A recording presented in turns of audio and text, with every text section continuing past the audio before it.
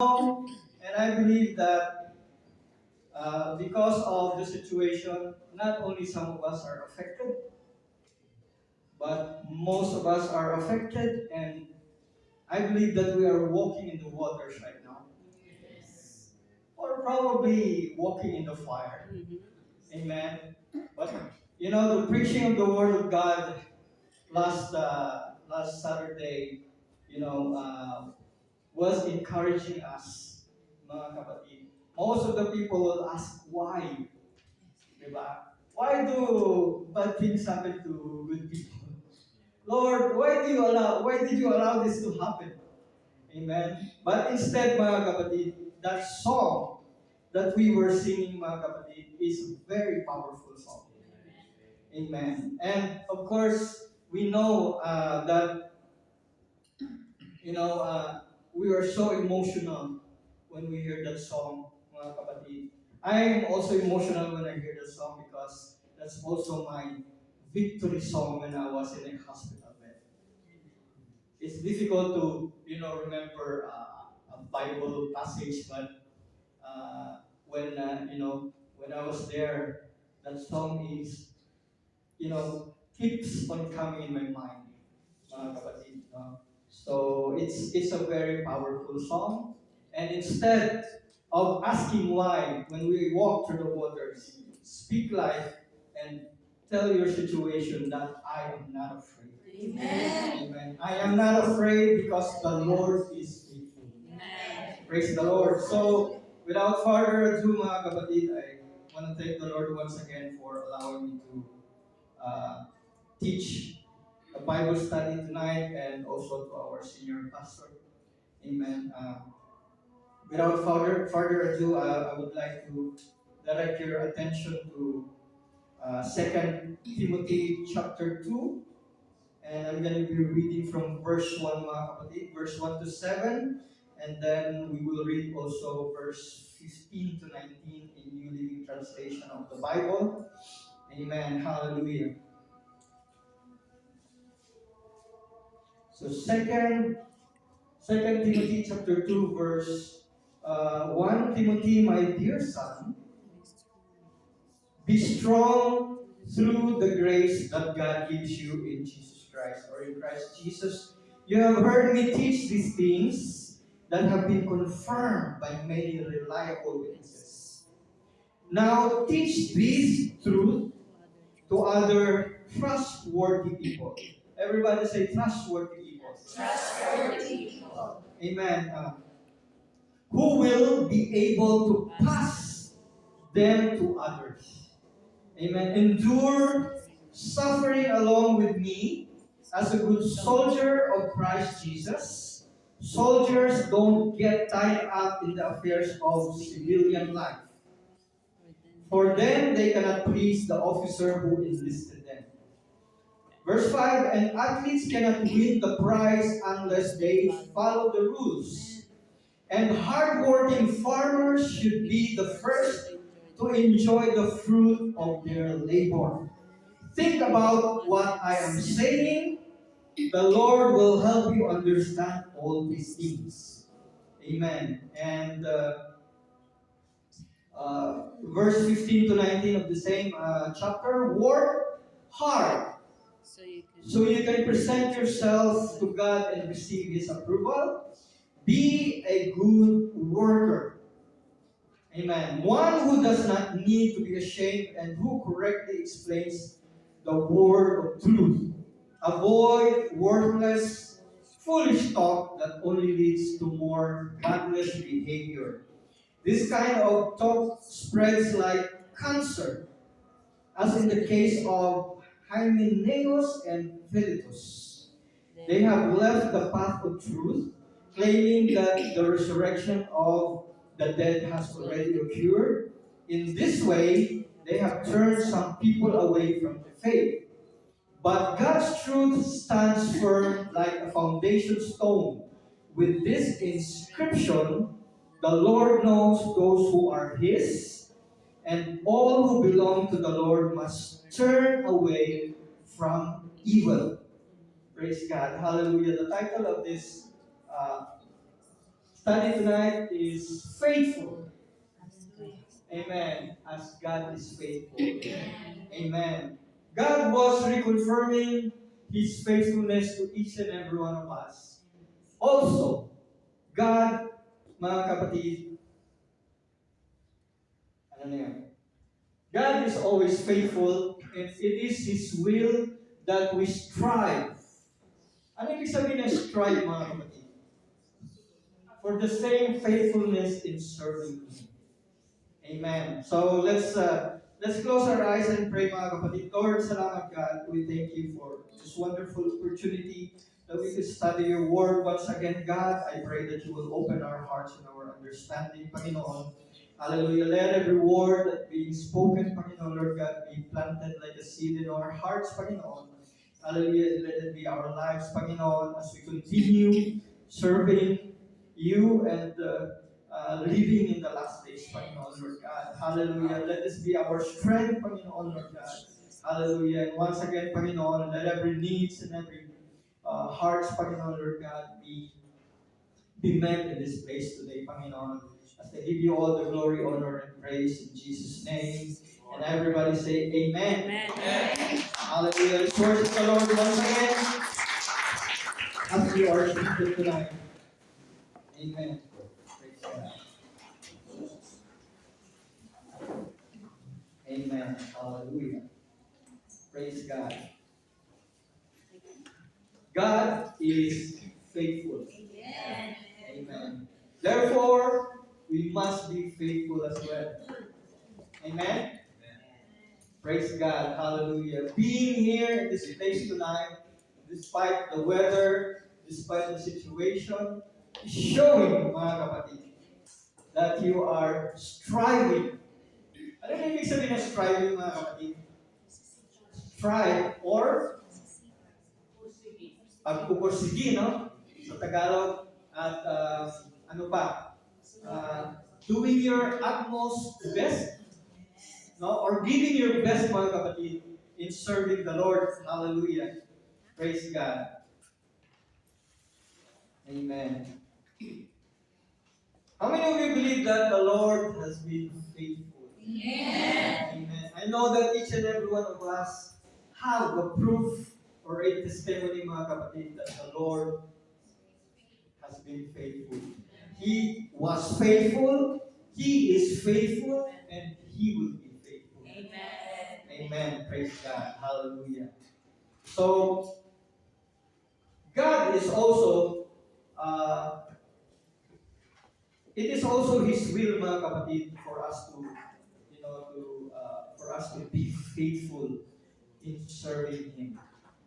Amen. Hallelujah. Praise God.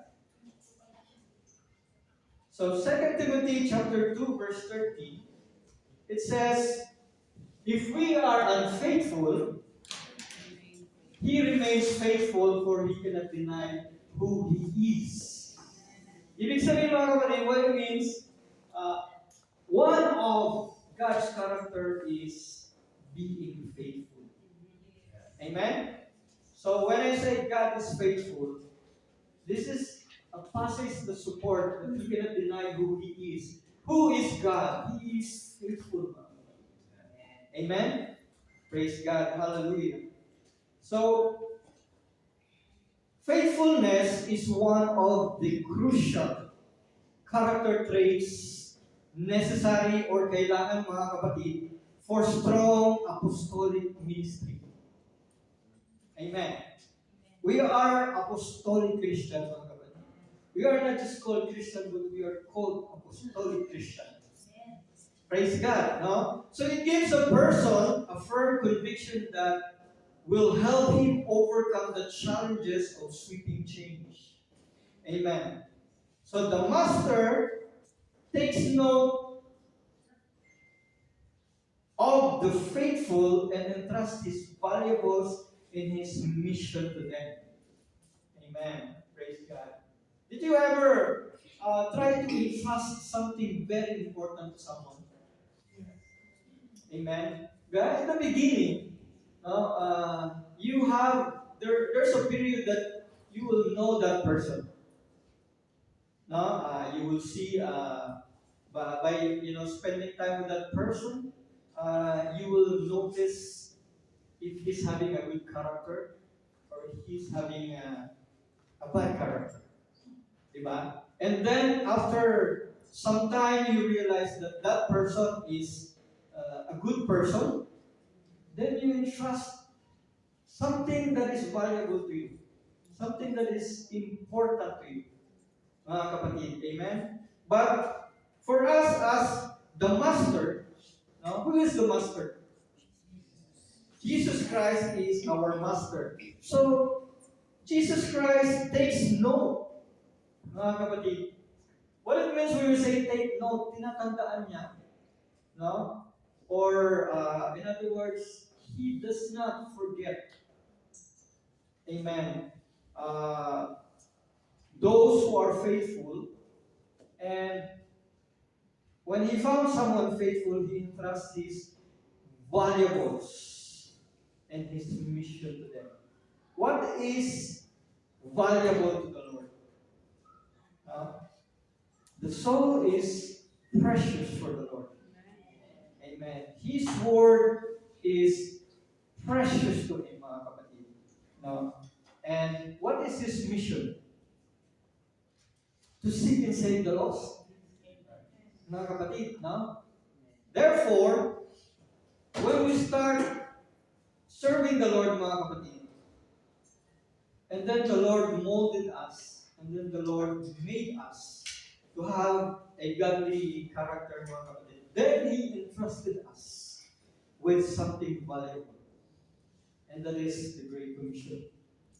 And that is reaching the lost, mga kapatid. And, mga kapatid, yung kanyang word. Amen. The word of God. Ni-entrust niya sa atin, mga kapatid. Amen.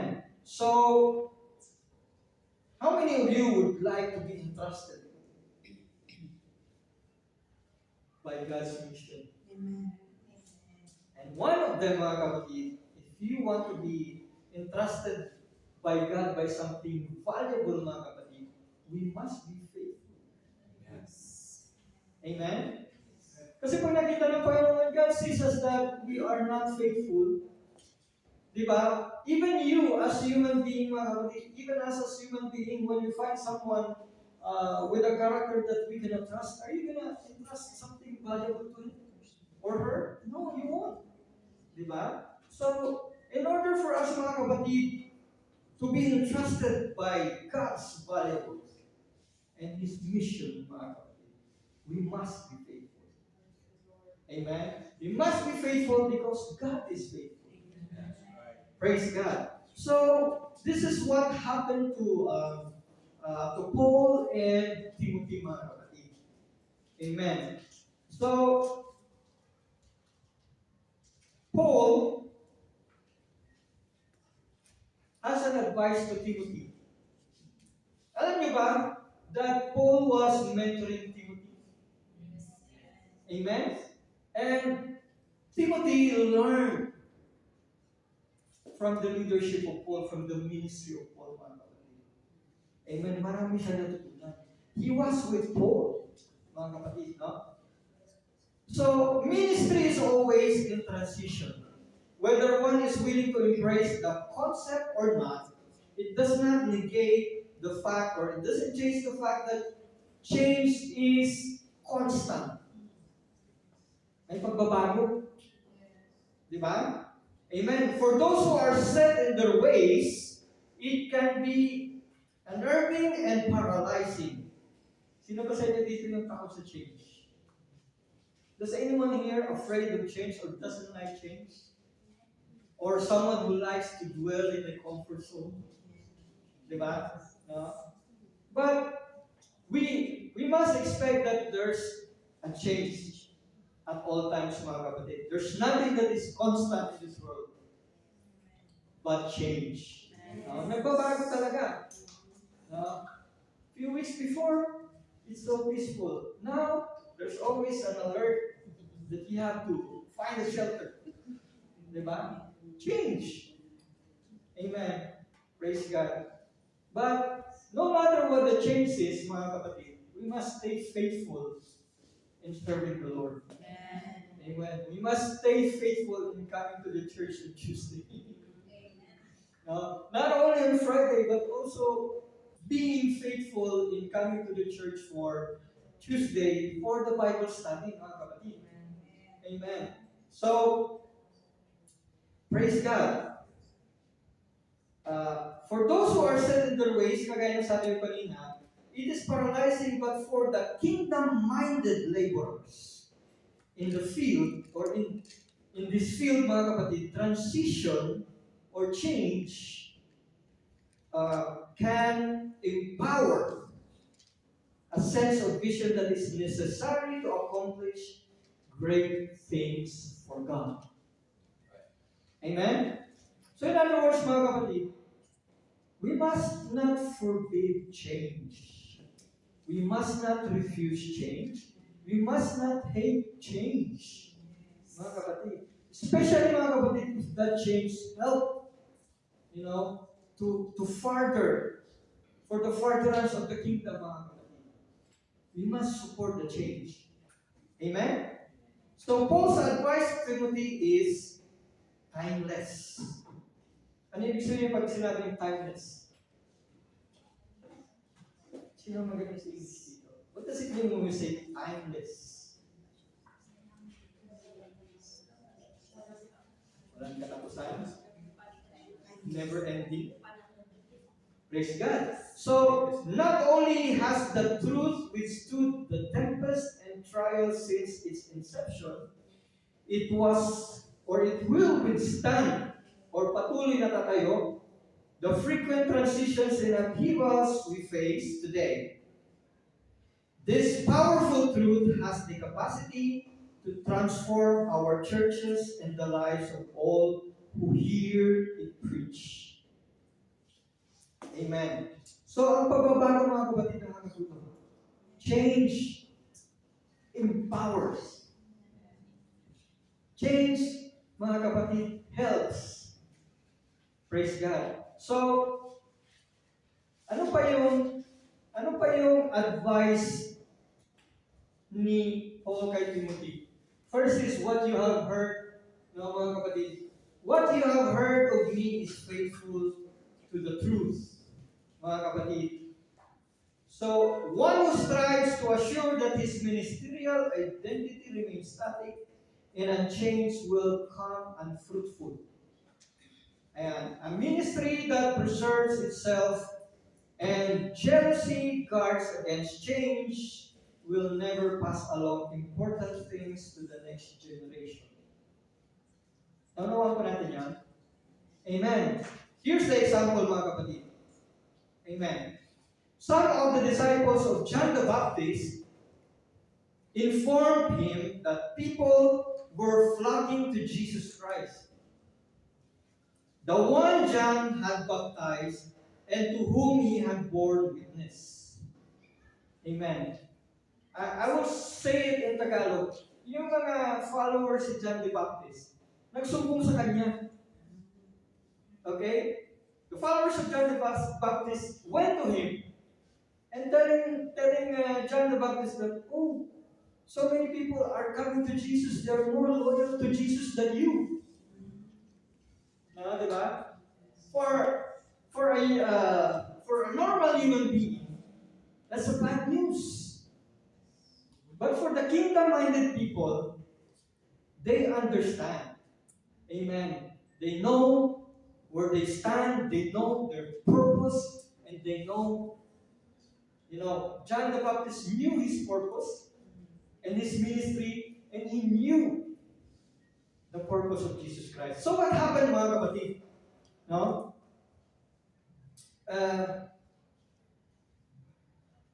Instead of reacting with indignation and doubling his effort to corral his disciples, he summed up his understanding of ministerial transition in one simple sentence.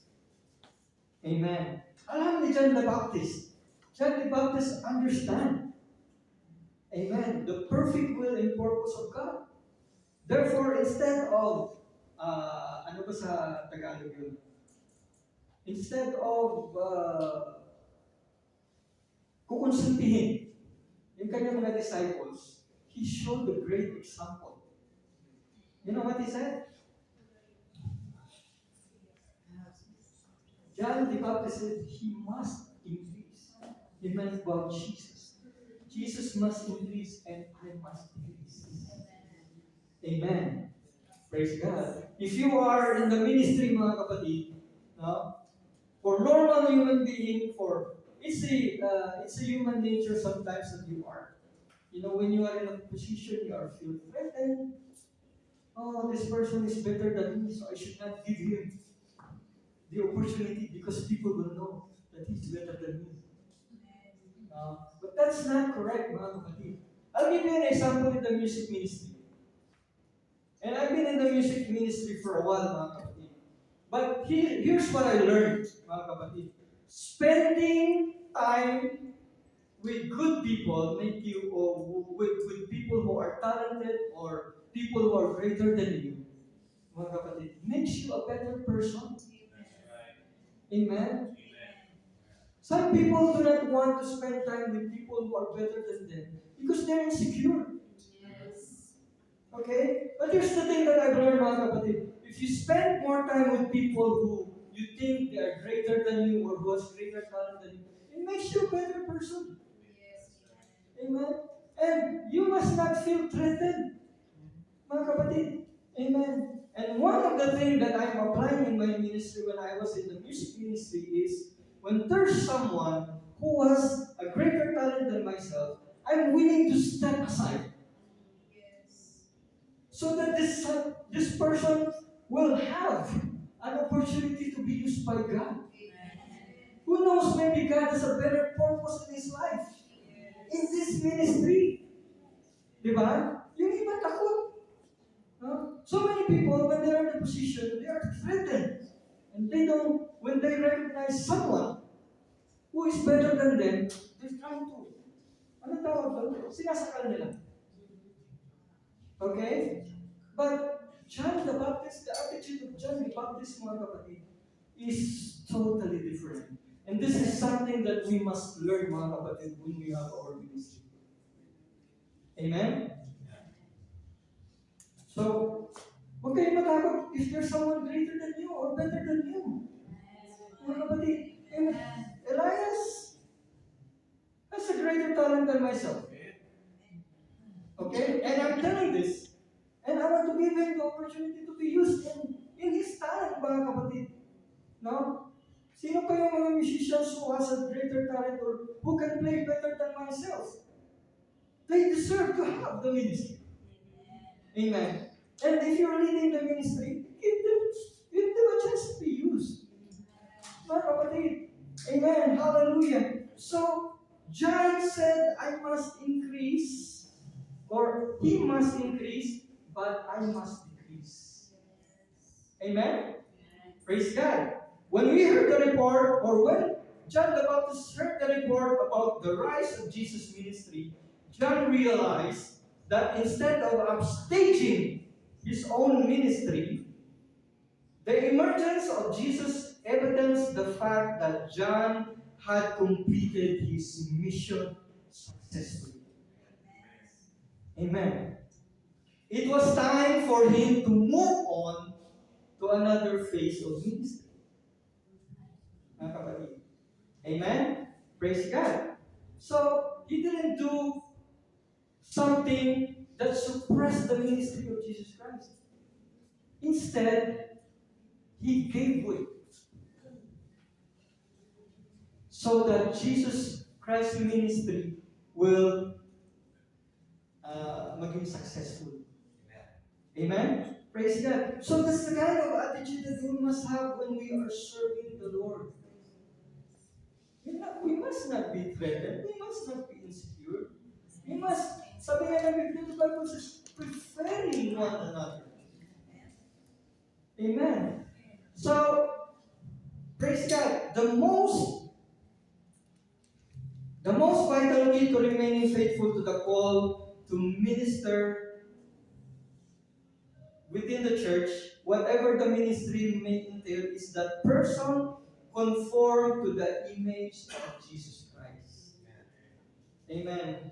Gusto mo maging powerful ang ministry mo? You want your ministry to be powerful and successful? Conform to the Creator. Conform to the Lord Jesus Christ. Because it's not your ministry. It is His ministry. Let us keep in mind that being used in the ministry is not because we are good. It is because God is giving us the privilege to be used by God. Diba? Some of you, or some people might say, oh, the pastor is always giving me too much work. I'm feeling so tired. But if you have a mentality and if you have the heart that you love God and you love your ministry, mga kapatid, you will always have this mentality and motivation that serving in the ministry, in serving the Lord, is a great privilege. Amen. Amen. Let's worship the Lord in prayer. So,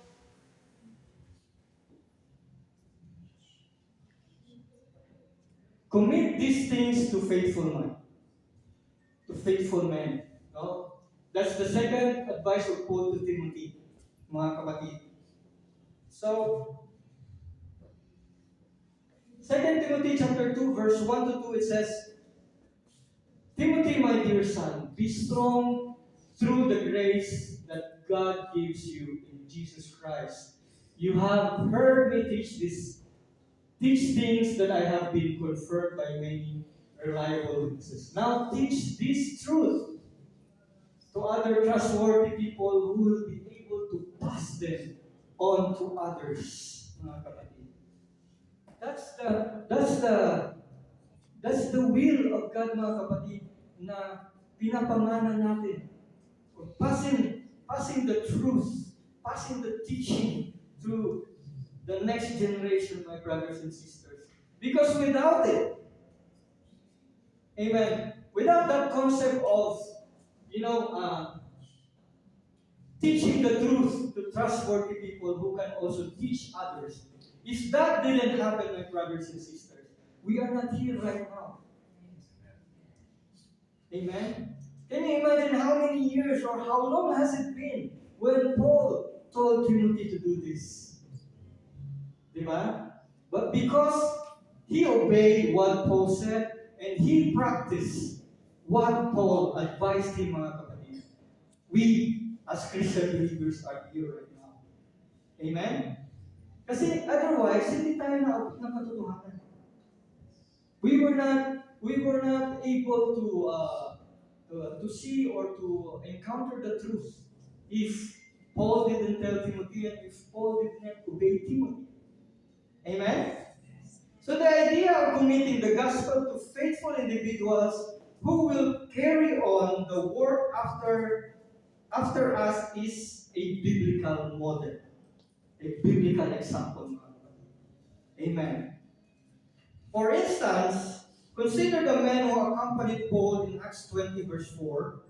While we may have only limited information about them, it is clear Paul was modeling the idea of mentoring others who can learn from us and continue the work of apostolic ministry. Amen.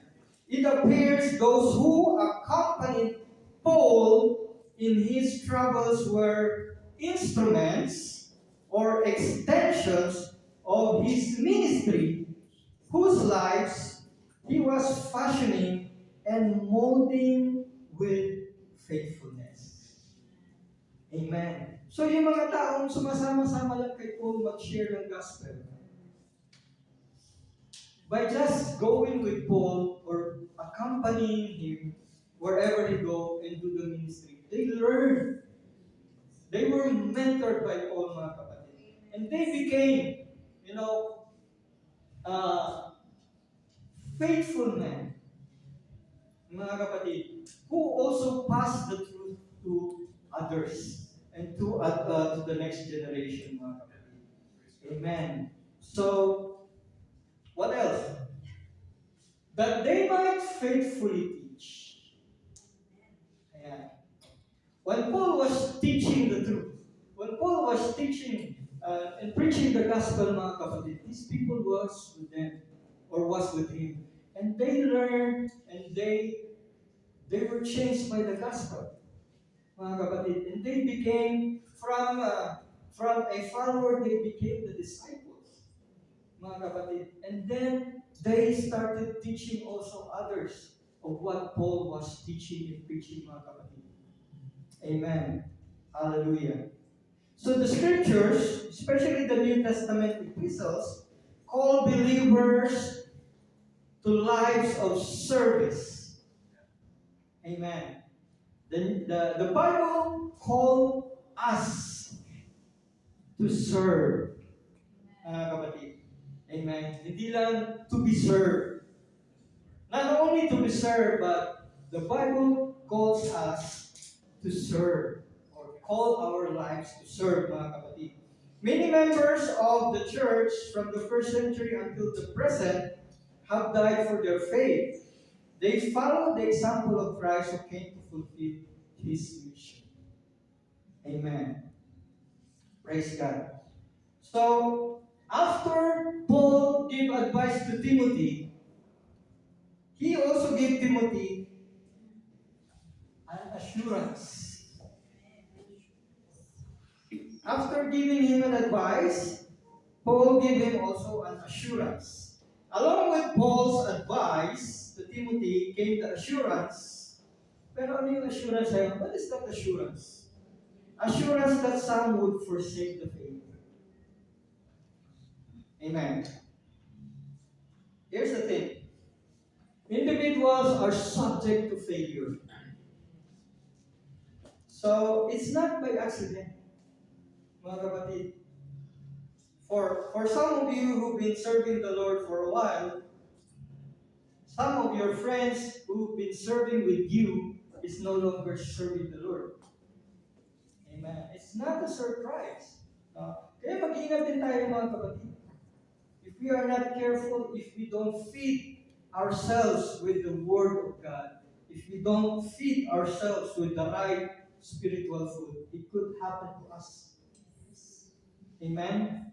So, individuals are subject to failure. Wow, matatapos na yung tayo ko. Demas, how many of you knew Demas? Demas, first mentioned in Colossians 4:12 to 14, had been closely associated with Paul for several years. Amen. In the book of Philemon, Paul established that Demas was a fellow laborer.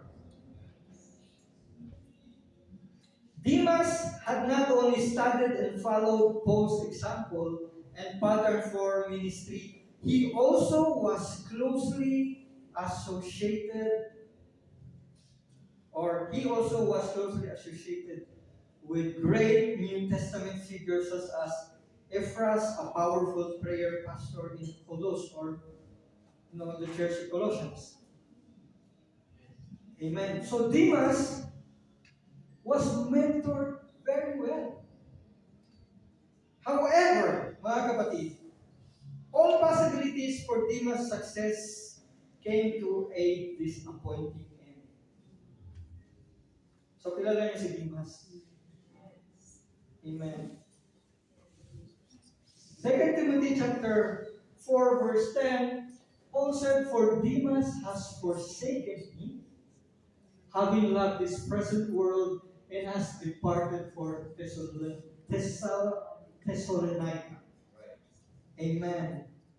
So be careful what you feed yourself, mga kapatid. Amen.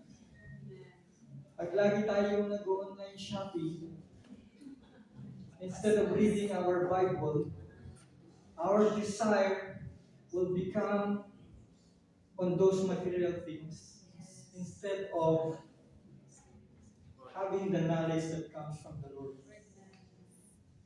Okay, don't misunderstand what I said. There's nothing wrong when you do your online shopping. It's easy, di ba? You don't have to take taxi to go to the mall.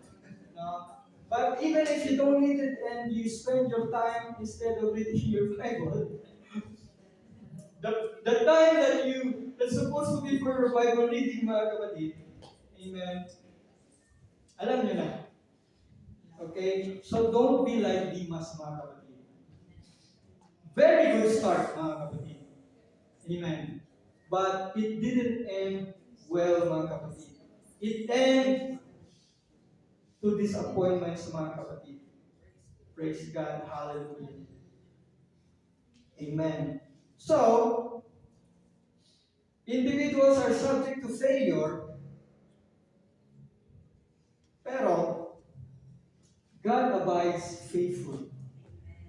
Unlike Demas, Paul kept the faith with tenacity and desire. Ayan. This lesson is so long, mga kapatid, but for the sake of time, mga kapatid, I'm just gonna shorten it a bit or summarize it. Why did I say that unlike Demas, Paul kept the faith with tenacity and desire, mga kapatid? In a Roman prison, you see, the book of Timothy, when it was written, Paul is already in prison. Okay? So in a Roman prison, during the closing hours of his life, or the last chapter of Paul's life, mga kapatid, he dispatched letters of blessing, encouragement, instruction, and thankfulness to fellow Christians. Can you imagine? Amen? All of these examples from Paul's life reinforce the fact that we must give ourselves diligently to the service of the kingdom, no matter where we are or how difficult the assignment. No matter where we are, no matter how difficult the situation, or no matter how difficult the assignment. Kahit may nagliliparan dyan sa taas, punta tayo sa church. Amen? Praise God. Because there's no greater safety than in the presence of the Lord. Let's worship the Lord and give Him praise. Amen. Praise God. So, ano yung una? Paul's advice to Timothy. And then, secondly, Paul gave assurance to Timothy. And the third is Paul's admonition to Timothy. Ano ibig sabihin ng admonition? How many of you knew the meaning of admonition? No? When your pastor or your leader give you an admonishment, mga kapatid, that means that it's very serious and it's very important. Okay? It's not just expressing opinion. Admonition means that something is very important that you must know or you must remember. Okay? So, the last aspect of Paul's admonishment to Timothy revolved almost solely around the integrity of his presentation of the Word of God. So, pinagbilin, no? In Tagalog, pinaghihinabilin or I think the word entrust is right. So, in Tagalog, pinaghabilin ni Paul to Timothy ang salita ng Panginoon, ang ebanghelyo or the good news or the gospel, mga kapatid, na kailangan niya itong ipangaral. He has to teach it and he has to let people know na may interest siya ito sa mga tao who is also able to teach. Amen? Praise God. Hallelujah. Amen. So, ang una doon, mga kapatid, Paul's admonition to Timothy, he said to Timothy, be a student of the Word. Amen. How many of you study the Word? Amen. Amen. So you're a student of the Word. Mga kapatid, be student of the Word. Pag-aralan natin at ipamuhay natin. Amen. Secondly, be a workman with the word. Mga kapatid, no? Amen. When a minister gives himself to mastering the word, it will ultimately master him. However, one of the great fringe benefit is that how preaching will encourage true spiritual growth in the church. Amen. Be a workman with the word. And number three, be a right divider of the word. No? Amen. So mahaba-haba po ito mga kapatid. And the next one is, be faithful as God is faithful. Amen. Praise God. So one need look no further than the examples given in this lesson to realize that Paul endured faithfully because God always manifested faithfulness. Amen. We became faithful because the Lord is faithful. Amen. And there are times when it's hard, mga kapatid. But because of God's grace, He's giving us the strength to become faithful. To continue even is hard. Diba? Life is hard. But God is good. Amen. Hallelujah. Praise God. No? So when our relationship with God finds its depth in understanding the Word and through power and prayer, it fuels our ability to faithfully discharge the task to which we have been called. Mga kapatid, amen. Be faithful in your ministry. Be faithful when God calls you, because God is faithful. Amen. So mga kapatid, in closing, our society has almost lost its ability to model genuine faithfulness. Di ba sabi ng Biblia, na people will betray each other. So those people who used to be faithful changed their mind. They changed their attitude. They used to be faithful and then not anymore. Amen. Why is that? Because even the culture of the world is like that.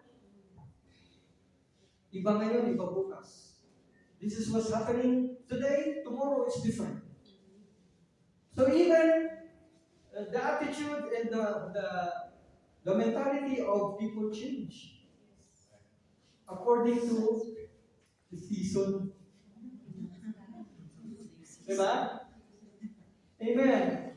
Praise God. So this is evident mga kapatid. Evident means nakikita natin ito. We can see it everywhere mga kapatid that's happening.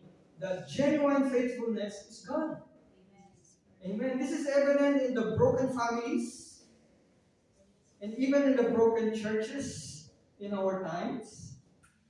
But despite the seeming odds against us, if we look to God, amen, if we look to God, we can develop a deep relationship of trust in Him that provides us with an unwavering faith to accomplish much for His kingdom. Amen. Let's stand and give the Lord praise. Be faithful because the Lord is faithful. Hallelujah.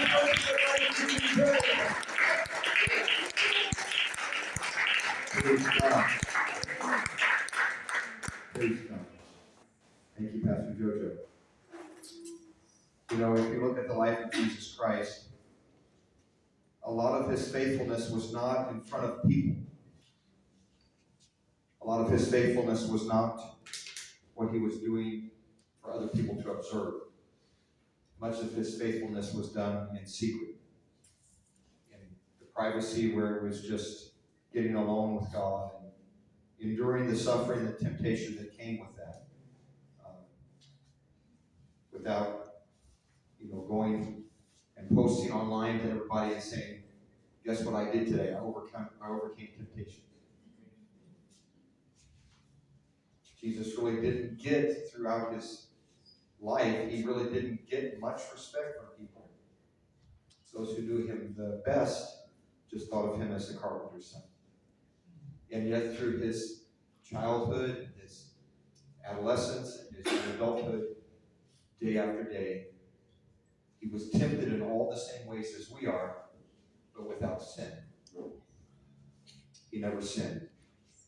And because he was faithful, God has given him a name which is above every other name. Because he was faithful, he was worthy to be the sacrifice for our sin. Because he was faithful, he could redeem us from our sins.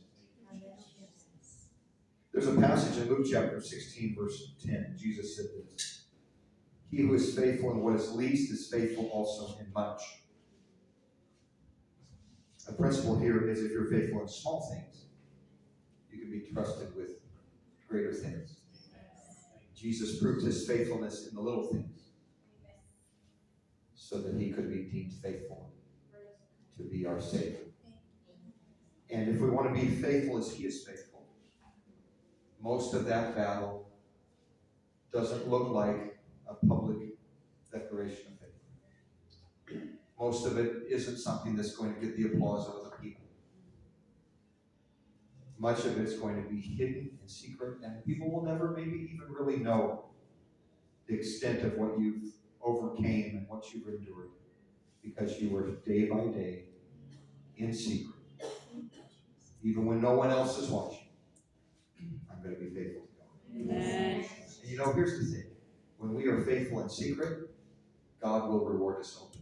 Amen. And God will give favor and anointings when we have been faithful in the little things. God will open the door for greater things. So I want to encourage you, if you want to be faithful as God is faithful, start with the time that nobody else is watching, the things that no one else sees, even in the privacy of your own thoughts and your own attitudes. What's inside your heart and your mind. Fight the battle there. Be an overcomer there. When you're alone and no one else is around, fight the battle there. Be an overcomer there. And if you're faithful in the little things, then God knows he can trust you with greater things. Amen. And I want him to use me in a greater way. Amen. Let's pray. God, we thank you for your word tonight. Thank you for the